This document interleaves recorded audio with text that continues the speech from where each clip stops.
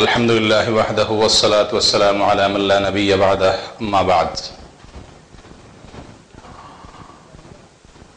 قال الله تبارك وتعالى قل إن صلاتي ونسكي ومحياي ومماتي لله رب العالمين। সম্মানিত দিনী ভাইরা, একের পর এক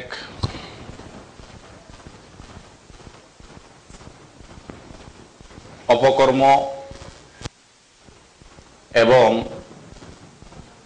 মুসলমানের ঈমান বিধ্বংসী কালচার আমাদের দেশে আসতে থাকে।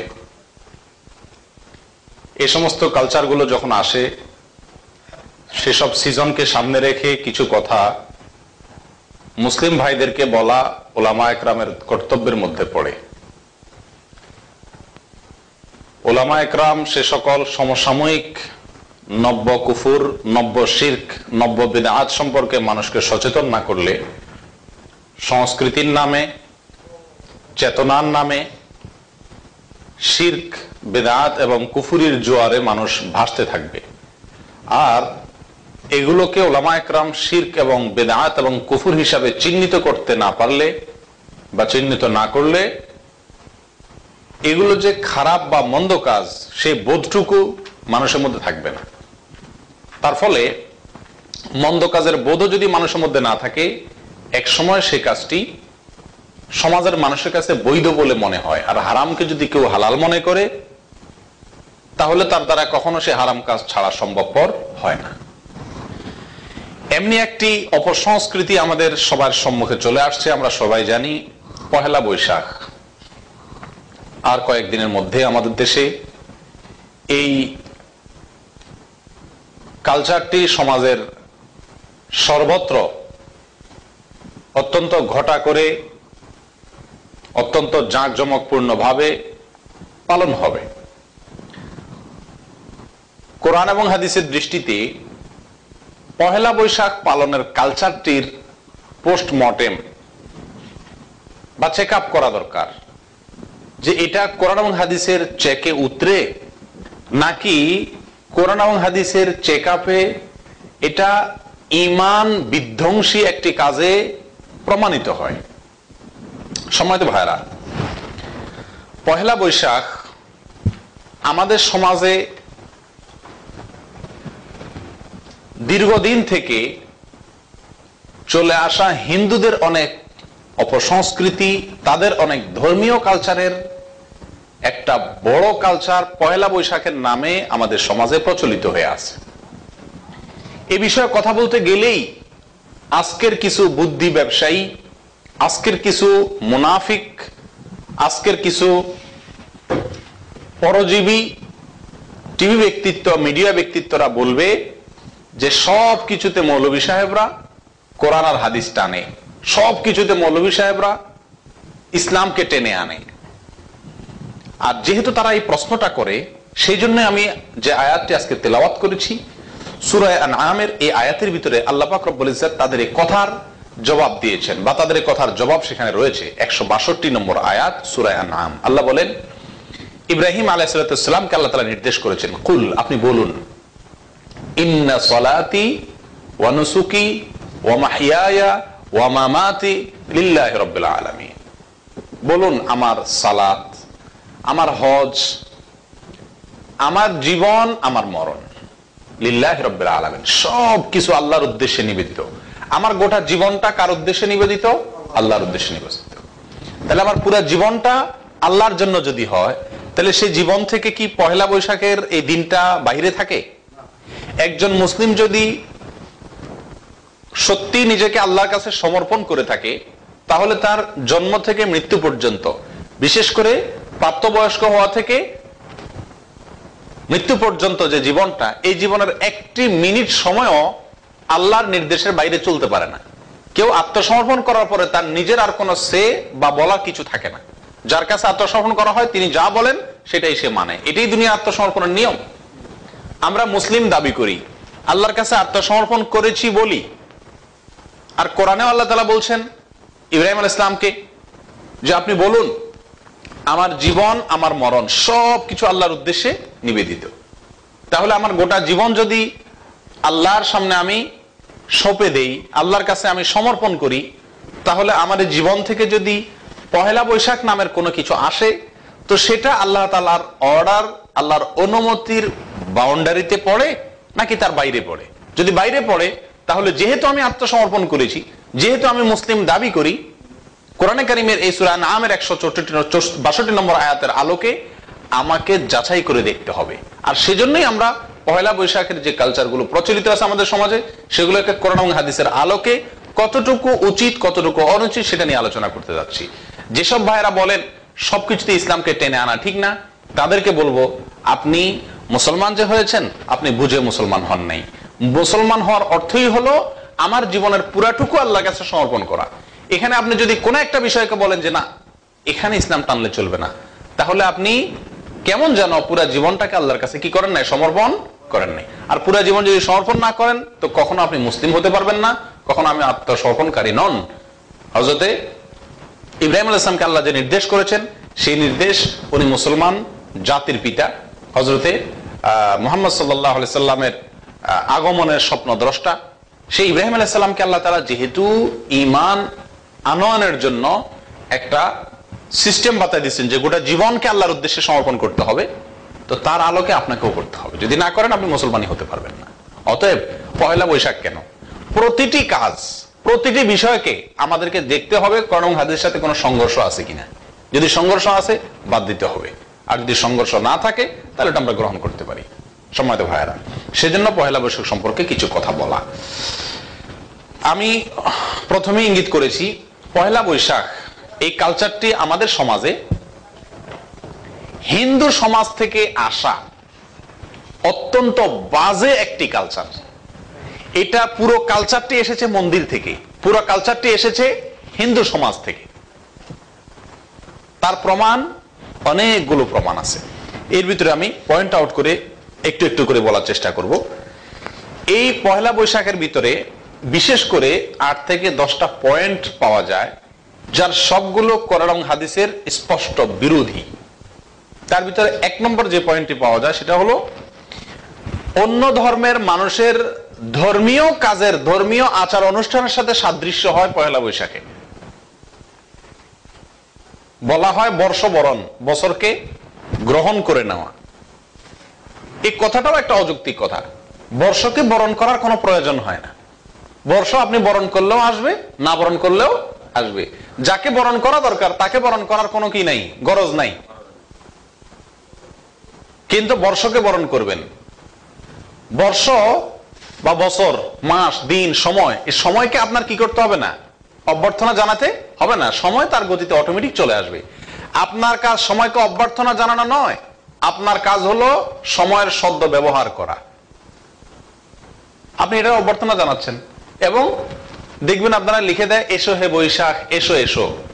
কুলার মধ্যে বিভিন্ন জায়গায় লেখা, মিছিল করে, র্যালি করে, এসো হে বৈশাখ, এসো এসো। আপনি ডাকতে হবে বৈশাখকে আসার জন্য।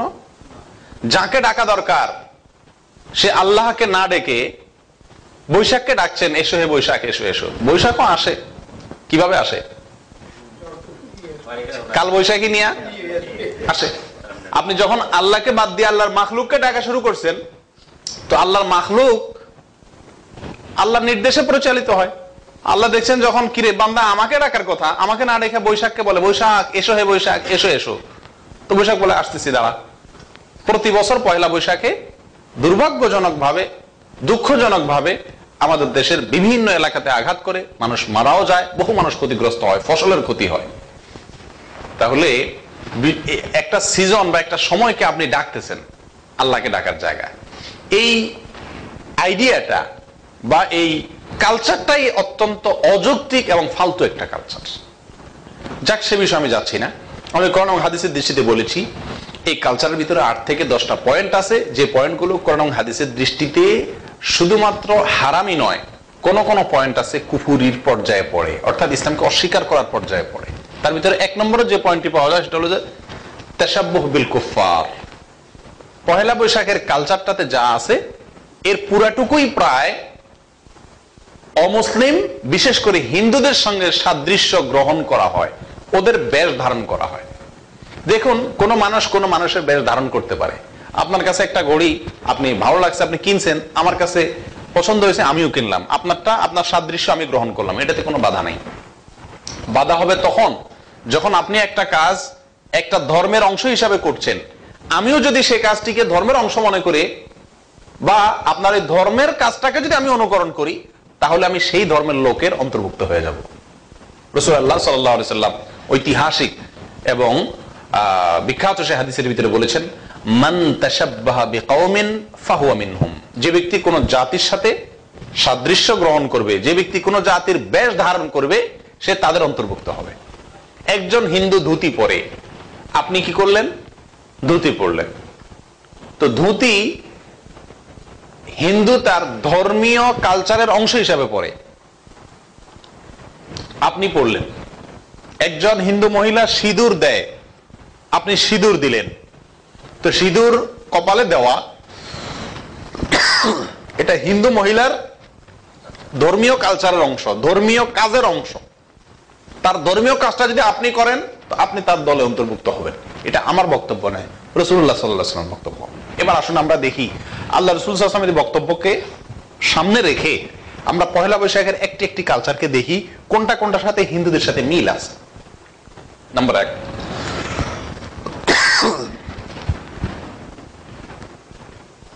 পহেলা বৈশাখের যে র্যালি বের হয়, পহেলা বৈশাখের যে কি বলে হয় র্যালি, ইংরেজিতে র্যালি বলে, বাংলায় মিছিল বলে বা শোভাযাত্রা, যেটা বের হয় এটার নাম দেওয়া হয়েছে বা এটার নাম বলা হয় মঙ্গল শোভাযাত্রা। কি শোভাযাত্রা বলা হয়? মঙ্গল শোভাযাত্রা।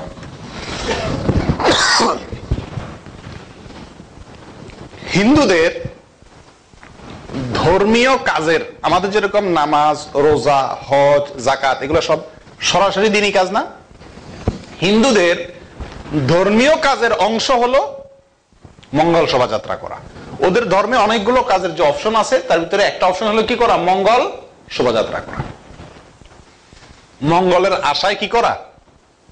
শোভাযাত্রা করা। রাস্তায় হাঁটলেন, মিছিল বের করলেন, দলে দলে বাইর হইলেন এবং এটার নাম দিলেন যে শোভাযাত্রা। উদ্দেশ্য কি পাওয়া? মঙ্গল পাওয়া। মুসলমান বিশ্বাস করে, একজন ইমানদারের বিশ্বাস হতে হবে যে সমস্ত মঙ্গলের মালিক কে? আল্লাহ। 6টা বিষয়ের উপরে বিশ্বাস না করলে মানুষ ইমানদার হতে পারে না। এর ভিতরে একটা হলো ওয়াল কদরে খাইরিহি ওয়া শাররিহি মিনাল্লাহি তাআলা। ভালো এবং মন্দ ভাগ্যের এটা কার থেকে আসবে? আল্লাহর কাছ থেকে আসবে। এখন মুসলিম যদি মনে করে যে এই শোভাযাত্রার মাধ্যমে মঙ্গল আসবে, অথবা এই অর্থে না, মঙ্গলের অন্য কোনো অর্থে সে মঙ্গল শোভাযাত্রা করে, কিন্তু মনে রাখতে হবে মঙ্গল শোভাযাত্রা এটা হিন্দুদের ধর্মীয় একটা কাজ। সেটাকে যখন মুসলমান করে, তাহলে কাফেরদের শুধু বেশ ধারণ করে না, কাফেরদের কাজটা করা হয়, ধর্মীয় কাজটাই করা হচ্ছে। আর যদি আমি দেখলাম যে হ্যাঁ এটাও হিন্দুদের থেকে আসছে, পান্তা ইলিশ কোত্থেকে আসছে? হিন্দুদের ধর্মীয় কাজের একটা অংশ হলো আশ্বিনে রান্না করে কার্তিকে খাওয়া। জানেন আপনারা? আশ্বিনে রান্না করে কার্তিকে খাওয়া, এটা কিন্তু ধর্মীয় কাজের একটা অংশ। তো এটা কিভাবে? এক মাসে রান্না আরেক মাসে খায়। কিভাবে? আশ্বিন মাসের শেষ দিন সন্ধ্যা বা শেষ দিনে রান্না করে কার্তিক মাসের প্রথম দিনের সকালবেলা খায়, অর্থাৎ পান্তা খায়। পান্তা ছাড়া তো এটা তো পান্তা নাকি, বাসি করে খাওয়া। পহেলা বৈশাখ উপলক্ষে পান্তা এবং ইলিশ, পান্তা মানে হলো আগের দিন রান্না করে খেলে তারপর তো পান্তা হবে। আর আগের দিন বলতে চৈত্র মাসের শেষ দিন, বৈশাখ মাসের প্রথম দিন, এক মাসে রান্না করে আরেক মাসের সকালে খাওয়া। আশ্বিন রান্না করে কার্তিক খাওয়া হিন্দুদের কাজ। আর মুসলমানরা ডাইরেক্ট সেটা না করলে কি হবে? ওটার সাথে মিল রাখছে, সাদৃশ্যটা রাখছে।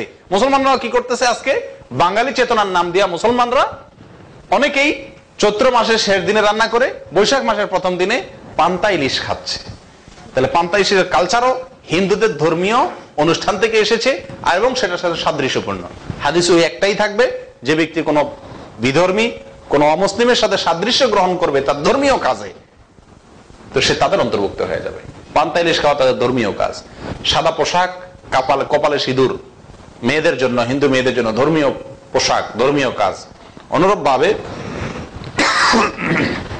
মঙ্গল শোভাযাত্রা বের করা হিন্দুদের ধর্মীয় কাজ।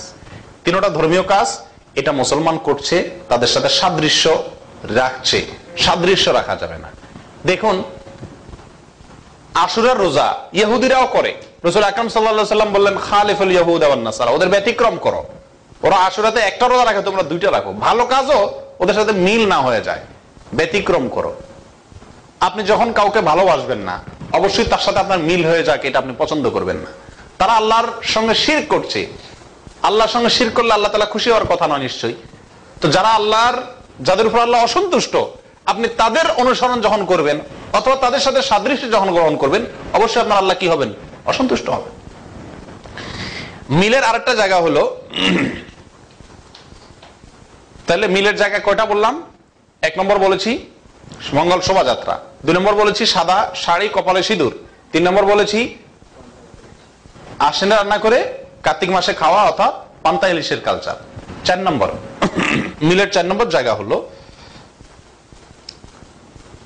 আমরা অনেকেই জানি পহেলা বৈশাখ উপলক্ষে বিভিন্ন জীবজন্তুর কার্টুন, বৈশাখী মেলা বলেন বা যেখানেই বলেন রাস্তাঘাটে, এসবগুলোতে আপনার বিভিন্ন জীবজন্তুর কার্টুন বা জীবজন্তুর বিভিন্ন আপনার কি বলে ওইটাকে বেলুন ইত্যাদি তৈরি করে এগুলো প্রদর্শন করা হয়। অনেক মুখোশ ধারণ করা হয় হনুমানের, বিড়ালের, বাঘের, বিভিন্ন পশুর। এই প্রসঙ্গে আমি বলতে চাই, হিন্দুরা বিভিন্ন জীবজন্তুকে পূজা করে, আপনারা জানেন তো। হনুমান পূজা করে, তারপর আর কি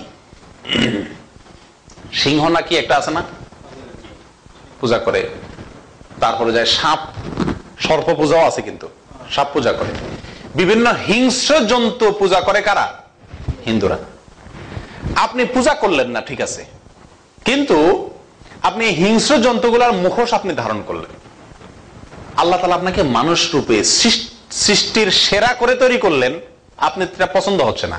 আপনি কুকুর, শুকুর, বিড়াল, হিংস্র জীবজন্তুর মতো হইতে আপনার কাছে পছন্দ হচ্ছে, ভালো লাগছে, এই জন্য তাদের মুখোশটা আপনি কি করলেন? ধারণ করলেন, পড়লেন। সম্মানিত ভাইয়েরা, হিন্দুদের পূজার সময় এই জিনিসগুলো হয়ে থাকে। ওরা যেহেতু এগুলাকে পূজা করে, সেজন্য এগুলার মুখোশ কি করে? ধারণ করে। এগুলার বেলুন বানায় ওরা রাখে এবং এগুলার কার্টুন বানায় ওরা সেগুলো দিয়ে আনন্দ করে। আপনি মুসলিম হিসাবে পয়লা বৈশাখের বাঙালি কালচারের নামে একেবারে হুবহু সেই কাজটা না করলেও যা করছেন এটা তাদের সাথে সাদৃশ্যপূর্ণ। পয়লা বৈশাখ উপলক্ষে কিছু কার্টুন আছে, নেটে বিভিন্ন পত্রপত্রিকা আসে, এগুলো যদি আমি আপনাদেরকে এখন দেখাইতে পারতাম তাহলে বোঝানোর সুবিধা হতো। এগুলোকে এক পাশে রাখেন, আর পূজার সময় যে সমস্ত এরকম বিভিন্ন কার্টুন বলেন, বেলুন বলেন, এগুলো নিয়ে ফুর্তি করে হিন্দুরা, ওগুলোকে পাশাপাশি রাখেন, হুবহু মিল পাবেন, কোনো ব্যতিক্রম পাবেন না। এটা কি বলে? সাদৃশ্য গ্রহণ। এটাকে বলে কারোর অনুকরণ করা। সম্মানিত ভাইরা, এভাবে অনুকরণের অনেকগুলো দিক আছে, অনেকগুলো পয়েন্ট আছে, যার সবগুলো পয়েন্ট ওই হাদিসের আলোকে যে ব্যক্তি কোনো বিজাতির সাথে সাদৃশ্য গ্রহণ করবে সে আলোকে হারাম। এই একটা পয়েন্ট আমি বলে শেষ করলাম। পয়লা বৈশাখের 8টি পয়েন্টের কারণে বলছিলাম হারাম এবং কুফরি। এর ভিতরে 1 নম্বর যেটা পয়েন্টটা, সেটা হলো এর মধ্যে কি আছে? বিজাতি, বিশেষ করে হিন্দুদের সাথে তাদের ধর্মীয় কাজের সাথে মিল, সাদৃশ্য গ্রহণ এবং অনুকরণ আছে। এবং শুধু অনুকরণ কাকতালীয়ভাবে আছে তা নয়, এই জিনিসগুলোকে ভালোভাবে গভীরভাবে পর্যবেক্ষণ করলে দেখা যায় হিন্দুদের পূজা থেকেই পয়লা বৈশাখের এই কালচারগুলো ধার করা হয়েছে, নেওয়া হয়েছে। সম্মানিত ভাইরা, দ্বিতীয় যে বিষয়টির কারণে এটা হারাম, পয়লা বৈশাখের কালচার, এর মধ্যে দ্বিতীয় যে হারামের উপাদানটি আছে সেটা হলো উল্কি আঁকা। উল্কি উল্কি উল্কি হলো গালে অথবা শরীরের কোনো জায়গায়, হাতে টাতে বিভিন্ন ধরনের জীবজন্তু বলেন, ফুল বলেন, যাই বলেন, কোনো কিছু আঁকা, অঙ্কন করা, এটাকে বলা হয় উল্কি। উল্কি অঙ্কন করা এটা হারাম একটা কাজ।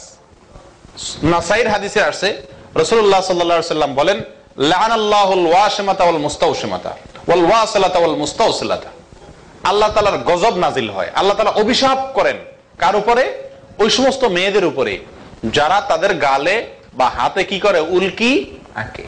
এবং ওই সমস্ত মেয়েদের উপরেও যারা এঁকে দেয়, উভয়ের উপর আল্লাহ লানত বা গজব বর্ষণ হয়। সম্মানিত ভাইরা, এই যে উল্কি অঙ্কন, মেয়েদের কথা হাদিসে এই জন্য বলা হয়েছে, এটা মেয়েরা সাধারণত বেশি করে, ছেলেদের চাইতে উল্কি অঙ্কনের ব্যাপারে আগ্রহী কারা বেশি হয়? মেয়েরাই থাকে। পয়লা বৈশাখ উপলক্ষে দেখবেন এখানে 1431 অথবা 2013 আপনার নিউ ইয়ার উপলক্ষে ইংরেজি এগুলা লেখে উল্কি আঁকানো হয় গালে, হাতেও আঁকে অনেকে, কপালে আঁকে অনেকে। এক তো হলো চিকিৎসা বিজ্ঞানীদের মতে মানুষের ত্বকের উপরে কোন রং এই জাতীয় যে আপনার কেমিক্যাল আছে যেগুলাতে, এগুলা আঁকা, এই কেমিক্যাল গুলা কালি ব্যবহার করে, রং ব্যবহার করলে ত্বকের জন্য, চামড়ার জন্য মারাত্মক ক্ষতিকর। আর স্বাস্থ্যের জন্য ক্ষতিকর, আপনার জন্য ক্ষতি হবে এরকম কোন কাজকে শরীয়ত করার অনুমতি দেয়, এটা হারাম। আল্লাহ তাআলা স্পষ্টভাবে কোরআনে কারীমের ভিতরে বলছেন, লা তুলকু আনফুসাকুম বিআইদিকুম ইলা তাহলুকা, তুমি নিজেকে নিজে ক্ষতির মুখে ঠেলে দিবে না, এটা নিষেধ। আপনি গালে বৈশাখ উপলক্ষে উল্কি আঁকলেন, কি দিয়া? রং দিয়া। এটা আপনার চামড়ার জন্য ক্ষতিকর। সারা বিশ্বের ডাক্তাররা বলে, ডাক্তাররা না বললে আপনিও বুঝেন। চামড়াতে এটা লাগানোর পরে, উঠার পরে চামড়ার জন্য, চামড়া স্পর্শকাতর, যে কোনো কিছু লাগানো যায় না, ক্ষতিকর। তাহলে একটা হলো আপনি শরীরের ক্ষতি করছেন।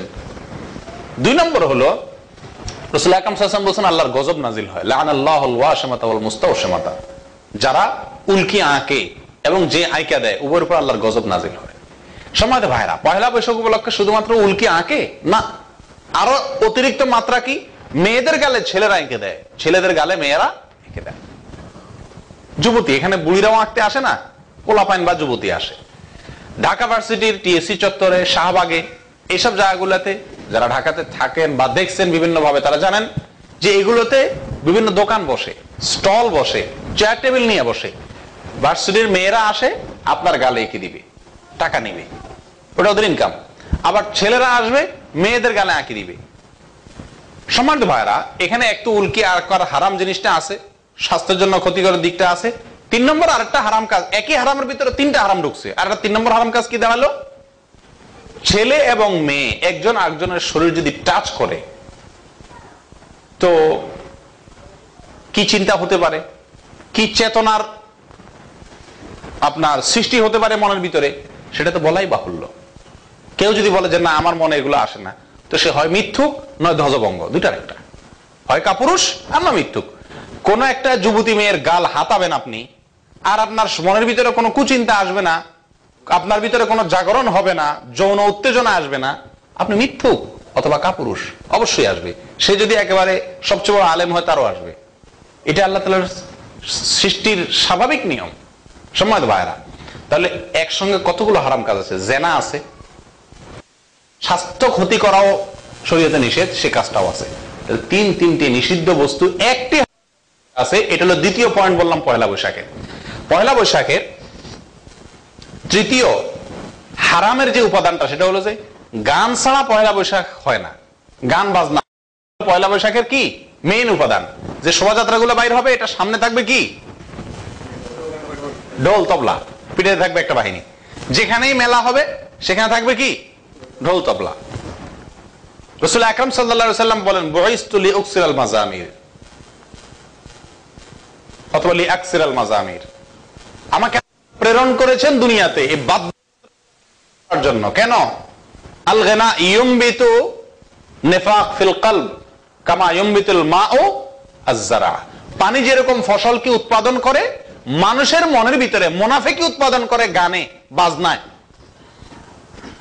গানের কথা যদি ভালো হয়, তাহলে সেটা কবিতা আকারে, ছন্দ আকারে বলাতে দোষ নাই। কিন্তু গানের কথার ভিতরে যদি ভালোর কিছু না থাকে, সেক্সুয়ালিটি থাকে, যৌনতা থাকে, তো সেগুলো ইফটিজিং এর শিক্ষা হবে। ইফটিজিং এর জন্য মানুষকে উস্কানি দেওয়া হবে। আর তার সাথে যদি বাদ্যযোগ হয়, তাহলে তো হারামের উপরে হারাম। পয়লা বৈশাখ মানেই হলো ঢোল তবলা, আর ঢোল তবলা হারাম। আমাদের দেশে লালন সহ অনেক আপনার ভণ্ড আছে, যে সমস্ত ভণ্ডদেরকে আমাদের দেশে মহাপুরুষ বানানোর কিছু চক্রান্ত চেষ্টা করে কিছু টেলিভিশন, যাদেরকে দেশের মানুষ পছন্দ করে না। তাদের অনুসারী সারা জেলাতে 10 জনে খুঁজে পাওয়া কঠিন হবে, কিন্তু তাদেরকে মহামানব করে দাঁড় করায়। তাদের কথা হলো গান করা খারাপ কিছু না, গান ভালো জিনিস, গান বাদ্য করতে হবে। সম্মানিত ভাইরা, পয়লা বৈশাখের এই হারাম কাজের ভিতরে আরেকটা হলো গান বাদ্যের ব্যাপক প্রচার। অন্যদিন দিন গান বাদ্য হবেই, আর মিছিল ঢোল তবলা দিয়া সামনে, যত মেলা হবে ঢোল তবলা বাজবে। এখানে আমি আরেকটা কথা বলতে চাই। ওই যে প্রথম পয়েন্টে বলেছিলাম পয়লা বৈশাখের প্রথম হারামের উপাদানটা হলো হিন্দুদের সাথে হুবহু মিল সমস্ত কালচার গুলো, এর ভিতরে এটাও যোগ করেন ঢোল তবলা বাজায় পূজা করে, ওদের পূজার অংশ হলো ঢোল তবলা বাজানো। তাহলে আপনি পয়লা বৈশাখে ঢোল তবলা বাজায় অনুষ্ঠান করতেছেন, ওরা ঢোল তবলা বাজায় পূজা করে। ওদের হিন্দুদের ঢোল তবলা বাজানো আর আপনার পয়লা বৈশাখে ঢোল তবলা বাজানো মিলাই দেখেন মিলে কি না মিলে? 100% মিলে যায়। আপনারা যারা দেখছেন চোখে হিন্দুদের ঢোল তবলা বাজায় পূজা করার দৃশ্য, ওটার সাথে পয়লা বৈশাখের ঢোল তবলাকে মিলিয়ে দেখেন, হুবহু মিলবে। আপনি কি বলবেন এগুলা কাকতালীয়? একটা নয়, এভাবে সমস্ত পয়েন্টগুলো একেবারে পয়লা বৈশাখের পান্তা থেকে, সকালের পান্তা থেকে নিয়ে শুরু করে, মেয়েদের পোশাক থেকে নিয়ে শুরু করে, ঢোল তবলা থেকে শুরু করে, মঙ্গল যাত্রা থেকে শুরু করে, উল্কি আঁকা থেকে শুরু করে, পশুর মুখোশ ওরাও ধারণ করে পূজার সময়, আপনি ধারণ করছেন, ওটাই থেকে শুরু করে ওরা পশুকে পূজা করে, আপনি পশুকে নিয়ে আনন্দ ফুর্তি করতেছেন।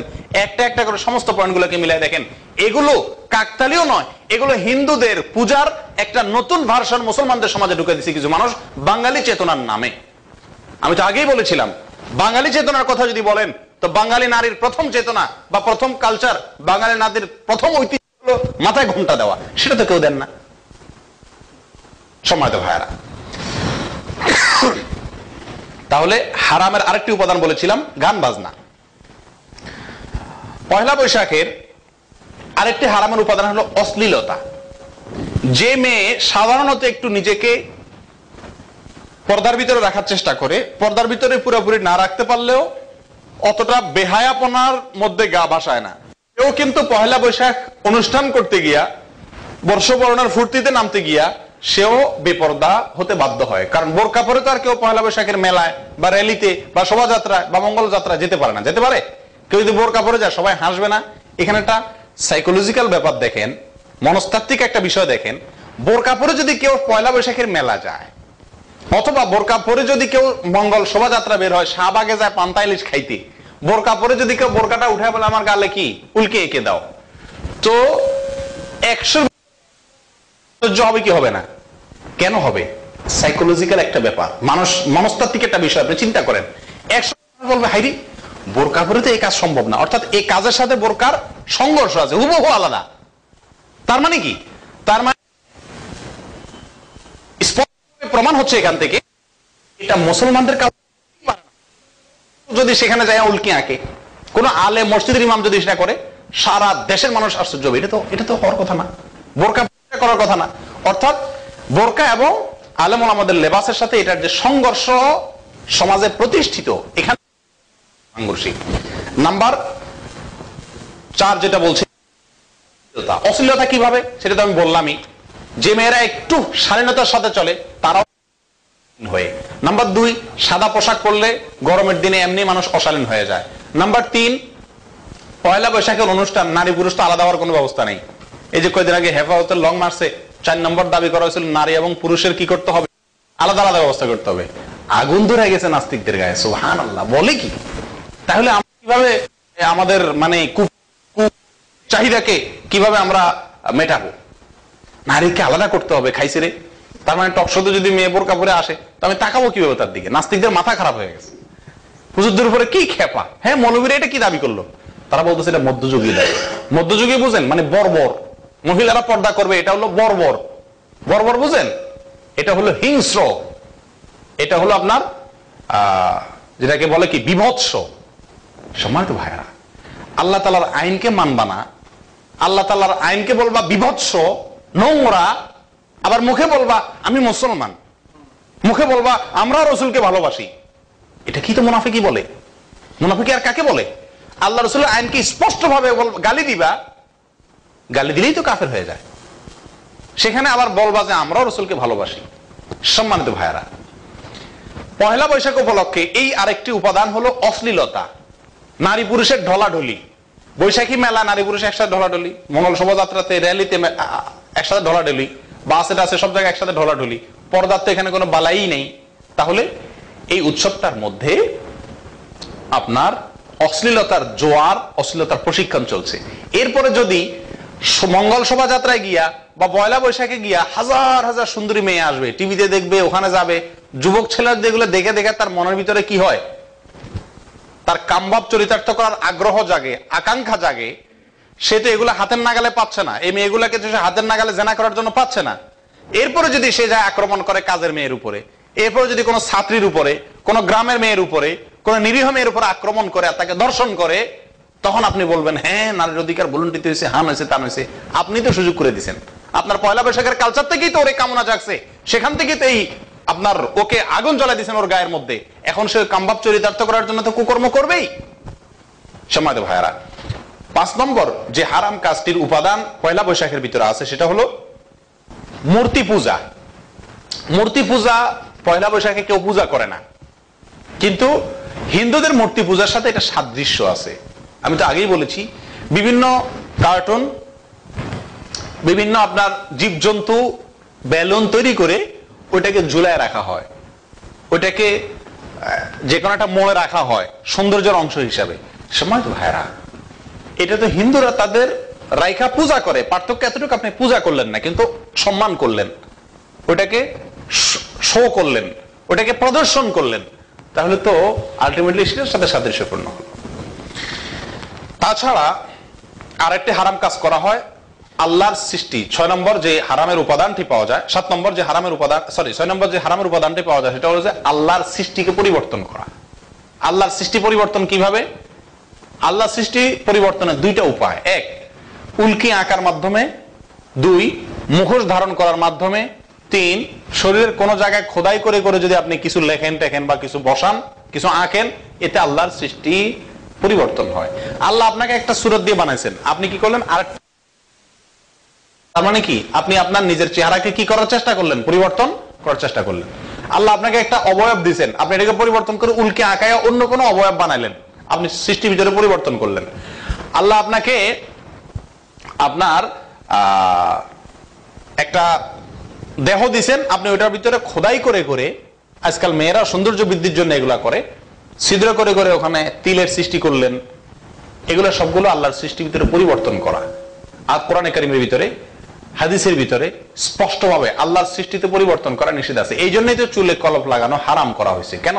কারণ আল্লাহ তাআলা আপনাকে সাদা হলে সাদা, কালো হলে কালো, যেভাবে আল্লাহ বানাইছেন ওইভাবে আপনি থাকেন। শুধুমাত্র লাল খেজাব বা মেহেদি ব্যবহার করা আপনার জন্য অনুমতি আছে, সেটা ভিন্ন হিসাব।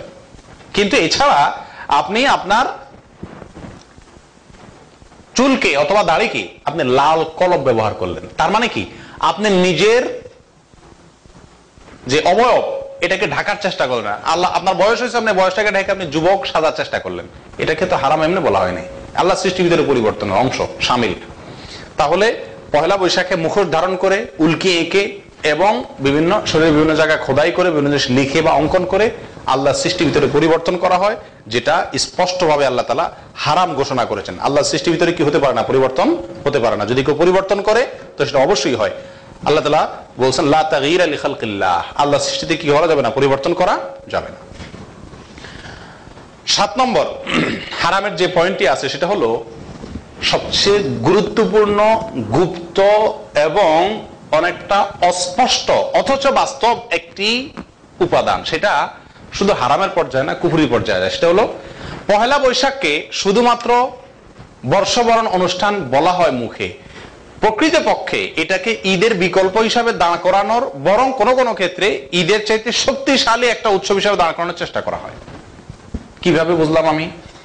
নাম্বার 1, সমস্ত টেলিভিশন চ্যানেল, সমস্ত মিডিয়াগুলো, সমস্ত পত্রপত্রিকাগুলো এবং এই সংশ্লিষ্ট যত অনুষ্ঠান আছে সেগুলোতে লক্ষ্য করবেন একটা কথা বলবেই, সেটা কি? বাঙালি জাতির উৎসব। পহেলা বৈশাখ এটা কার উৎসব? বাঙালি জাতির উৎসব। উৎসব বা ঈদ এটা মুসলমানের জন্য রাসূল আকরাম সাল্লাল্লাহু আলাইহি ওয়াসাল্লাম বছরে কয়টা উৎসব দিবেন? 2টা। হিন্দুরা 12 মাসে 13 পূজা করে। এখন আমরা ওই 2টার সাথে পহেলা বৈশাখ মিলান, তারপরে আপনার ওই বসন্ত মিলান, তারপরে আরো বিভিন্ন জাতীয় দিবস টিবস মিলান, সবগুলা মিলাইলে দেখবেন কি ওরা তো হিন্দুরা তো 12 মাসে 13টা করে, আমাদের আরো বেশি হয়ে যায়। আপনি যে উৎসব করছেন, আমি তো আগেই বলেছি সূরা আনআমের 162 নম্বর আয়াতের আলোকে আপনার জীবন মরণ সবকিছু আল্লাহর কাছে যদি সঁপেই দিয়ে থাকেন, সবকিছু যদি আল্লাহর কাছে সমর্পণই করে থাকেন, তাহলে আপনাকে জীবনে তো 2টা উৎসব আল্লাহ দিছে, আপনি তার বেশি উৎসব করার অধিকার আপনাকে কে দিছে? আপনার জীবনে, জাতীয় জীবনে বছরে এতগুলো উৎসব আপনাকে সৃষ্টি করার অধিকার কে দিছে? এটা সম্পূর্ণভাবে কি করা হয়? ঈদের বিকল্প হিসাবে পয়লা বৈশাখকে দাঁড়ানোর চেষ্টা করা হয়। গত বছর এই এপ্রিল মাসের প্রথম আলোর কাটিং আমি মাত্র দেখে আসলাম, ফেসবুকে আমার আছে। সেখানে প্রথম আলো নিউজ করেছে বা লিখেছে যে পয়লা বৈশাখ উপলক্ষে, পয়লা বৈশাখ এটা হলো বাঙালি জাতির বছরের সবচেয়ে বড় উৎসব, সবচেয়ে বড় উৎসব। আচ্ছা, আমরা বাঙালি, এতে তো সন্দেহ নেই, বাংলার কথা বলি সেই হিসাবে আমরা বাঙালি, বাংলাদেশের নাগরিক সেই হিসাবে বাংলাদেশীয়। কিন্তু বলা হচ্ছে বাঙালি জাতির, অর্থাৎ আমি বাঙালি হলে তো আমি তো মুসলমানও বটে নাকি, তার মানে বাঙালি প্লাস মুসলিম আমি। তাহলে একজন মুসলিম বাঙালির বছরের সবচেয়ে বড় উৎসব হলো কি পয়লা বৈশাখ। ঈদ আর দুই ঈদ তাহলে কত নম্বর? সবচেয়ে বড় যদি এটা হয়। এটা শুধু প্রথম আলো বলছে তা নয়, সমস্ত মিডিয়া বলছে। সাধারণ মানুষের ধোকা দিচ্ছে। ঈদ বলে না, ঈদ বললে তো মানুষ পিটাবে। যদি বলে যে পয়লা বৈশাখ এটা বাঙালি জাতির ঈদ, তাহলে তো মাইর খাবে। ঈদ না বইলা উৎসব বলে। ঈদ আর উৎসবের ভিতরে কোনো পার্থক্য আছে? তার মানে তারা বলতে চাচ্ছে বাঙালি জাতির সবচেয়ে বড় ঈদ হলো পয়লা বৈশাখ। এটাতে একেবারে আবার বলা হয় ধর্ম বর্ণ নির্বিশেষে সবাই এটাতে একাকার হয়ে গেছে।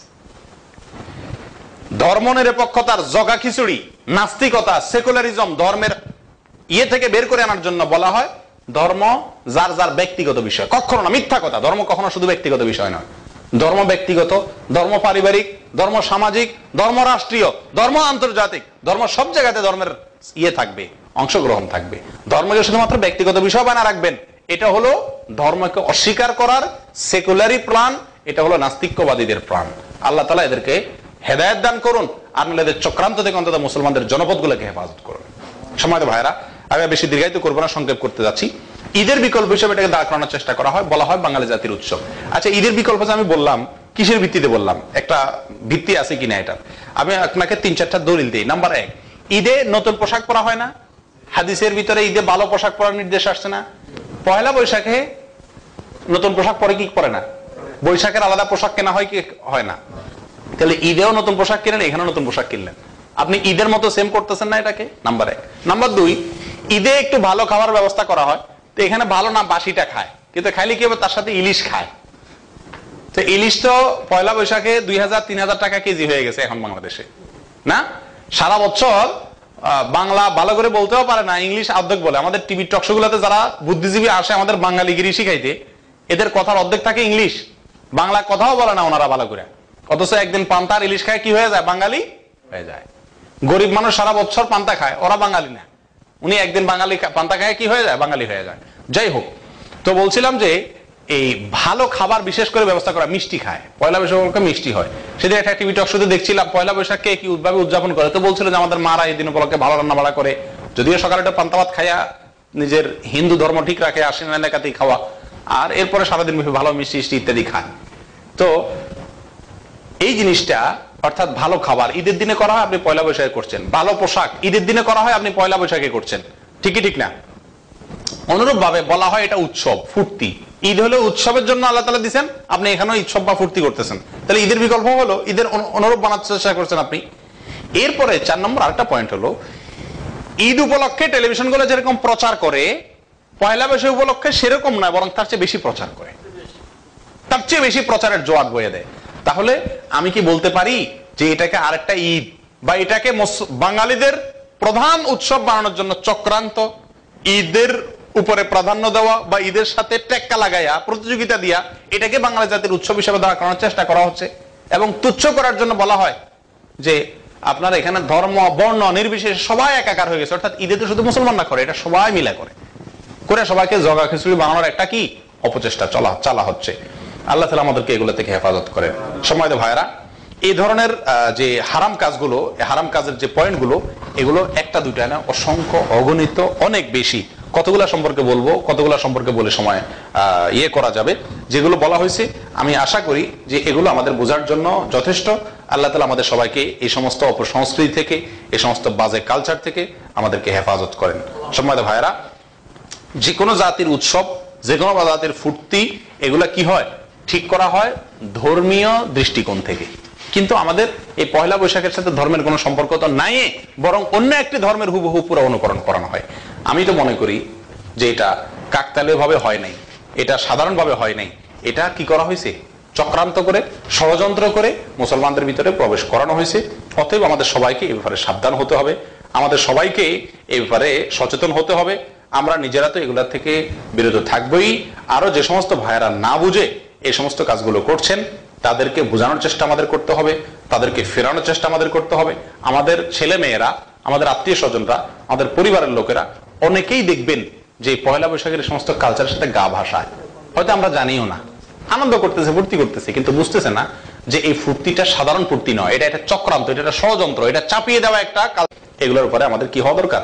সাবধান হওয়া দরকার।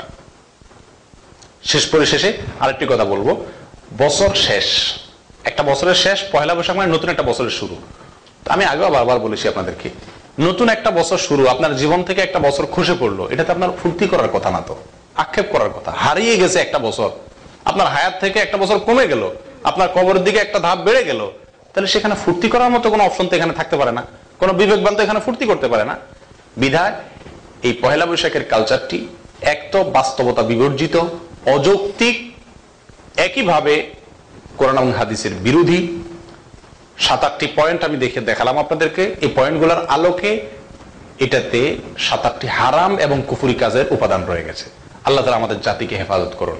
আমরা জানি আমাদের এই কথা দ্বারায় খুব কম মানুষই হয়তো এগুলো থেকে বিরত থাকবে, কিন্তু যে জোয়ার চলছে, এই জোয়ারের বিপরীতে অন্তত অন্যায়কে অন্যায় বলা, খারাপকে খারাপ বলা আমাদের দায়িত্ব। আবারও বলছি, আমরা দেশকে ভালোবাসি, আমরা বাংলাদেশের মানুষ হিসাবে বাংলাদেশকে ভালোবাসা এটা স্বাভাবিক ব্যাপার। একটা পশুও যদি কোনো জায়গা থাকে, সে জায়গার প্রতি তার কি হয়ে যায়? ভালোবাসা হয়ে যায়। আর আমরা তো মানুষ, দেশের প্রতি ভালোবাসা হওয়া এটা কোরআন হাদিসে নিষেধ না।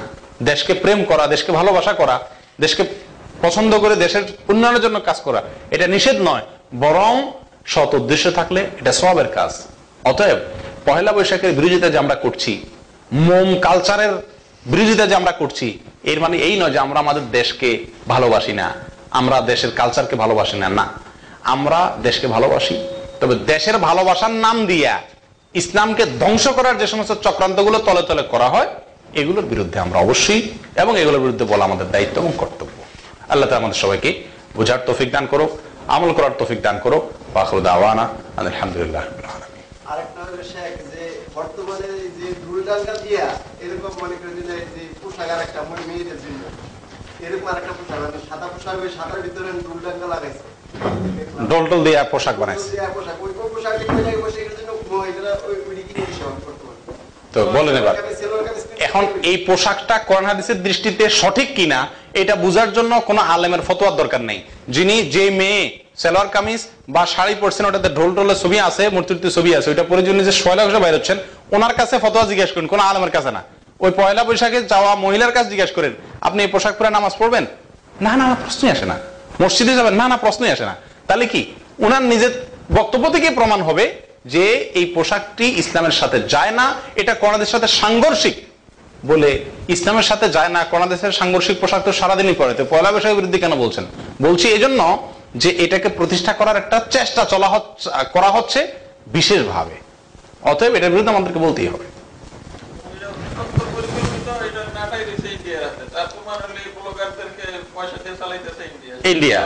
ইন্ডিয়ার বিভিন্ন সংবাদ মাধ্যম স্পষ্টভাবে স্বীকারও করছে যে আজকে শাহবাগের যে সমস্ত এই দেশপ্রেমের নামে, স্বাধীনতার চেতনার নাম দিয়ে যে সমস্ত ইসলামকে ধ্বংস করার পায়তারা বা ষড়যন্ত্র চলতেছে, এগুলো সবগুলোর গোড়া ইন্ডিয়া থেকে। এটা ইন্ডিয়ার বিভিন্ন পত্র পত্রিকার স্বীকারোক্তি হয়েছে এগুলোর বিরুদ্ধে।